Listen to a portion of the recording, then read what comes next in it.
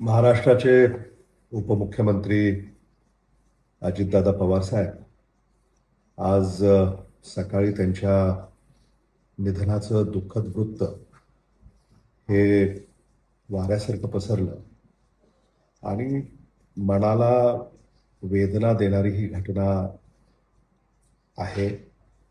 त्यांचं अचानक आपल्यातून असं निघून जाणं याच्यावर आत्ताही विश्वास बसत नाही आहे. ते महाराष्ट्राचे लोकप्रिय नेते होते.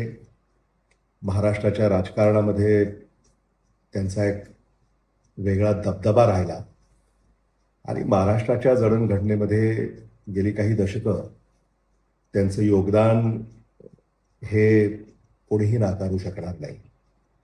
आज अचानकपणे त्यांच्या जाण्यानं महाराष्ट्राचं अतोनात नुकसान झालंय. हे कधीही न भरून निघणारं नुकसान आहे.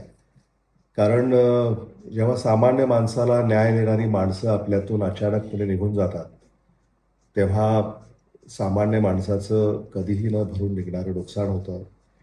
महाराष्ट्र राज्याला त्यांचं योगदान हे कायम लक्षात राहील आणि महाराष्ट्राला त्यांच्याकडनं खूप अपेक्षा होत्या आणि त्या कुठंतरी आता अपेक्षांचा भंग झाल्याची भावना महाराष्ट्रातल्या जनतेच्या मनामध्ये आहे. देशमुख कुटुंबियाचे आणि पवार कुटुंबियांचे जिव्हाळ्याचे संबंध हे गेली अनेक दशकं राहिलेली आहेत. अगदी शरद पवार साहेब, विलासराव देशमुख साहेब, आदरणीय अजितदादा पवार साहेब, आदरणीय विलासराव देशमुख साहेब आणि आदरणीय अजितदादा पवार साहेब यांच्यामध्ये सुद्धा एक प्रेमाचं नातं राहिलं आणि ते आम्ही कधीही विसरू शकत नाही. महाराष्ट्राच्या मंत्रिमंडळामध्ये मुख्यमंत्री उद्धव ठाकरे यांच्या कार्यकाळामध्ये उपमुख्यमंत्री अजितदादा पवार साहेब हे सरकारचं ते नेतृत्व करत असत आणि त्या सरकारमध्ये मला मंत्री म्हणून काम करण्याची संधी मिळाली आणि मी त्यांना उपमुख्यमंत्री म्हणून काम करत असताना खूप जवळून पाहिलं आहे. बारामतीवरचं त्यांचं प्रेम हे म्हणजे याचं शब्दामध्ये वर्णन करता येऊ शकत नाही आणि एकंदरीतच महाराष्ट्राच्या विकासासाठी त्यांची जी तळमळ राहिली, त्यांचं जे काही सातत्यानं प्रयत्न राहिला तो खरंच वाखाणण्याजोगा आहे.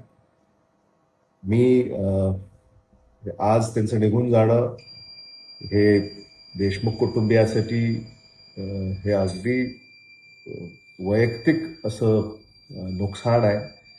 आपल्या घरातला माणूस निघून जावा अशीच भावना माझ्या मनामध्ये या क्षणाला आहे आणि मी त्यांना श्रद्धांजली अर्पण करतो. अजित पवार कुटुंबियाला मी माझ्या कुटुंबियाच्या वतीनं, माझ्या वतीनं, लातूरच्या वतीनं मी त्यांचं सांत्वन या निमित्तानं करू इच्छितो आणि पवार कुटुंबियाला हे दुःख सहन करण्याची ईश्वर शक्ती प्रदान करो हीच ईश्वर चरणी प्रार्थना करतो. ओम शांती शांती शांती.